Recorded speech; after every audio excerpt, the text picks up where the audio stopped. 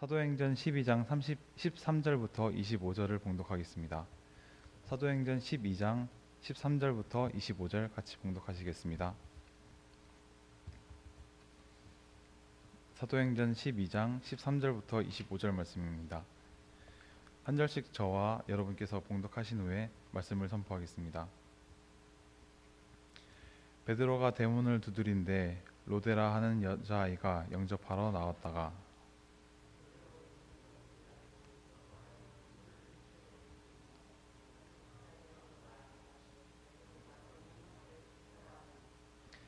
그들이 말하되 네가 미쳤다 하나 여자아이는 힘써 말하되 참말이라 하니 그들이 말하되 그러면 그의 천사라 하더라.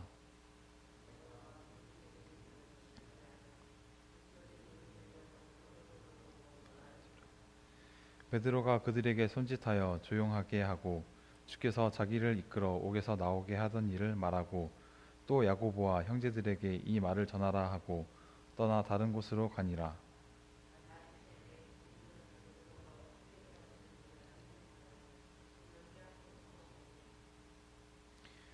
헤롯이 그를 찾아도 보지 못하여 파수꾼을 신문하고 죽이라 명하니라. 헤롯이 유대를 떠나 가이사랴로 내려가서 머무니라.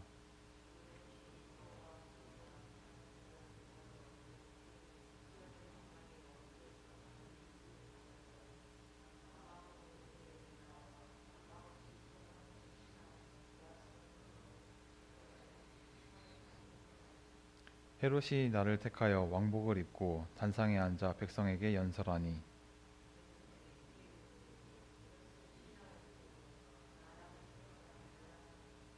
헤롯이 영광을 하나님께로 돌리지 아니하므로 주의 사자가 곧 친히 벌레에게 먹혀 죽으니라.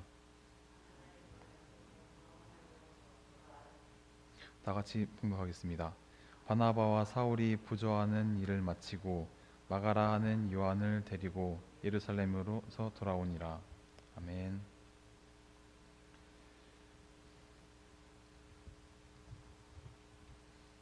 네, 오늘 또 본문이 이어서 초대교회의 모습을 보여주고 있는데 초대교회 당시 겪은 핍박들은 여러 가지로 저희가 여러 계속 본문을 통해서 볼 수 있었습니다. 처음 핍박은 저희가 알듯이 7집사를 뽑았는데 예루살렘에서 스데반 집사님께서 돌로 순교를 당하셨던 그 모습입니다. 그리고 그 다음 핍박으로는 6집사들이 스데반 집사의 죽음을 보고 두려워하여 여러 지방으로 흩어진 것을 볼 수 있었습니다. 또한 오늘 본문 이전에는 요한의 형제인 야고보가 헤롯 대왕의 지시로 붙잡혔고 칼로 죽임을 당하는 모습까지 있었고 오늘 본문에서는 또 베드로가 잡혀서 감옥에 갇혔던 상황까지 사도행전에서는 장면을 보여주고 있었습니다. 이러한 초대교회의 핍박 가운데서는 세 가지 이유를 크게 볼 수 있습니다. 초대교회 당시에는 로마 황제를 숭배하는 로마의 큰 대표적인 명령이 있었는데 로마 제국을 숭배하는 다른 사람과 달리 기독교인들은 로마 황제를 신으로 여기지 아니하였고 오직 하나님만을 믿었기 때문에 로마 황제의 핍박을 받게 되었습니다. 또한 초대교회는 하나님과 그리스도의 이름을 널리 전파하면서 성만찬을 감행을 하였는데 이 성만찬 또한 형제 자매라 이름을 서로 지칭하는 반면 그리스도의 살과 피를 먹고 마시는 행위 때문에 로마 사람들한테 핍박을 받게 당하는 원인이 되기도 하였습니다. 마지막으로는 당시 사회에서는 많은 신들을 숭배하여서 질병과 기근 또 전쟁에서 질병과 기근으로부터 보호를 받고 수많은 전투에서 승리를 할 수 있게 하는 많은 신들을 숭배하였는데 기독교인들은 여러 신들을 섬기지 아니하였기 때문에 로마 사람들은 이러한 질병과 기근 또 패전한 이유가 다 기독교인들 때문이라고 여겼습니다.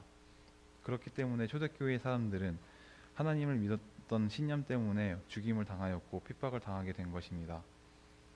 따라서 오늘 말씀 속에서는 어둠 속에서 승리케 하시는 하나님의 영광을 세 가지로 나누어 보고자 합니다. 첫 번째로는 세상 권세를 패망시키는 하나님의 영광입니다. 이것은 저는 십자가라고 연상을 하였습니다. 하나님은 세상을 창조하시는 하나님이십니다. 이 모든 세상을 만드셨고 사람들을 만들었고 사람들이 사회와 문화를 형성케 하였고 도시와 국가를 형성하게 하였고 또 우리들만의 세력과 권세를 만들게 하였습니다. 그러나 저희가 만들었다고 생각하는 이 모든 것조차도 하나님 아버지께서 만드신 것을 저희는 믿어야 합니다.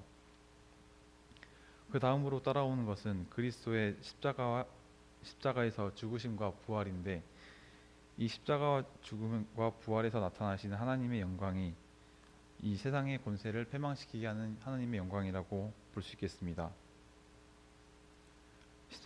그리스도께서 십자가에 죽으신 것은 당연히 저희의 모든 죄 때문인 것이고, 저희의 죄로 인하여 그리스도가 십자가에서 죽으셨으나 부활하셨기 때문에 저희의 죄가 하나님의 영광에 패망하였다는 것을 알아야 합니다.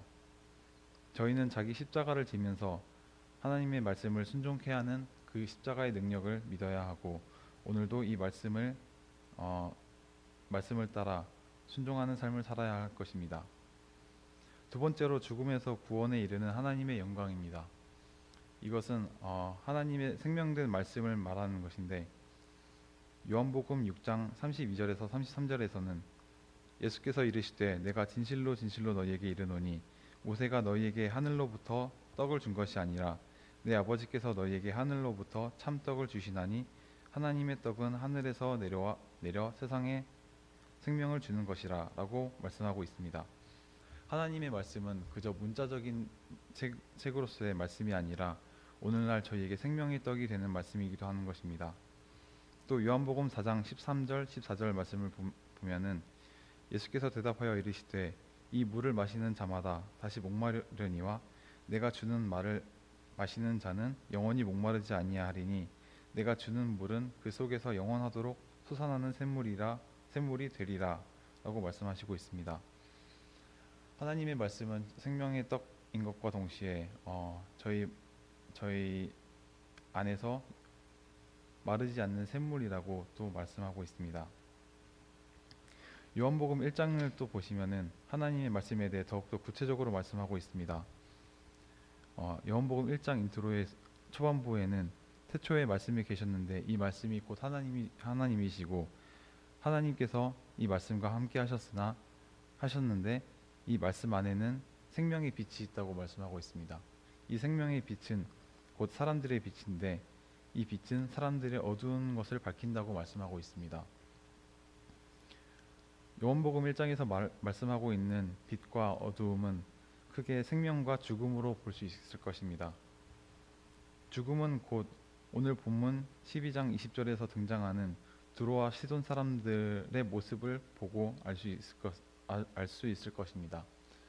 오늘 본문에서 등장하는 두로와 시돈 사람들은 헤롯 왕의 권력에 굴복하였고 왕이 옷을 차려입고 연설을 할 때 신의 말씀이라고 아부를 떠는 그런 모습을 보였습니다.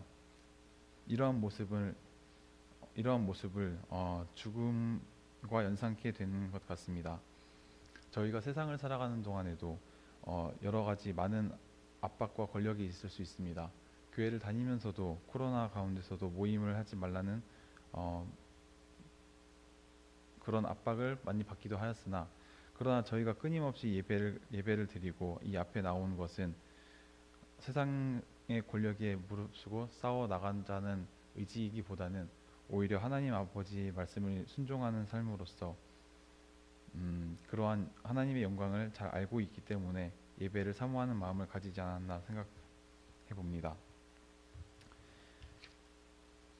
그리고 세 번째로는 흥왕하시는 하나님의 말씀에 대한 영광입니다.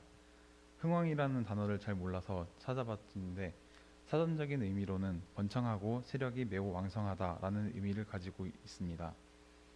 성경에서는 시편 92편 13절에 그 대표적인 의미를 보여주고 있는데, 흥왕이라는 단어는 히브리어로 퍼트리다라는 파라흐라는 단어로 사용되었습니다.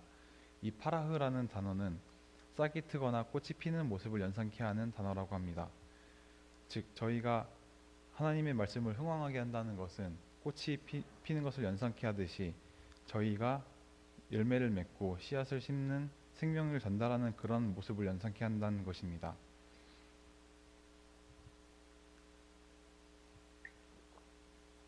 오늘 본문에서는 24절에 그 단어가 등장하는데 하나님의 말씀은 흥왕하여 더하더라 라고 나와 있습니다.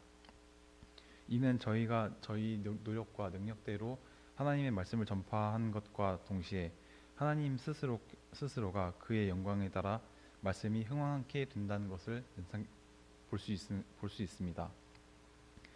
성도의 열매는 이 말씀으로부터 자라나게 되는 것을 저희는 잘 알고 있습니다.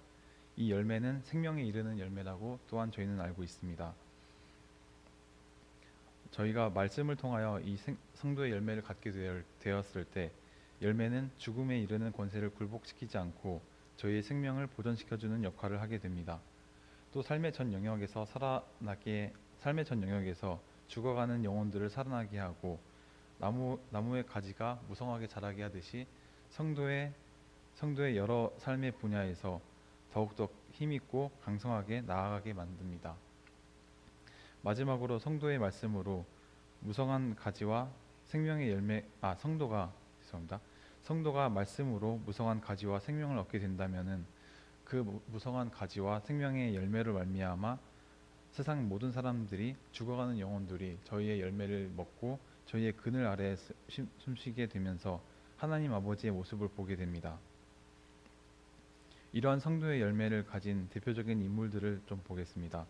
성경에서 잘 나타나는 다윗을 볼 수 있을 것입니다. 하나님의 말씀을 사모하였고 그는 시편을 통하여서 하나님께 자신의 마음을 고백하였고 이 시편은 오늘날 저희 구약을 대표하는 성경책이 되기도 하였습니다. 또한 미국 초기 건국 당시에 아브라함 링컨이라는 대통령은 어려서부터 많은 어려움을 겪었고 대통령이 되는 과정에서도 수많은 인생 낙오를 겪었으나 아브라함 링컨은 어려서부터 말씀을 좋아하고 읽었던 자로 잘 알려져 있습니다. 또한 그는 기도의 사람이라고 잘 알려져 있습니다.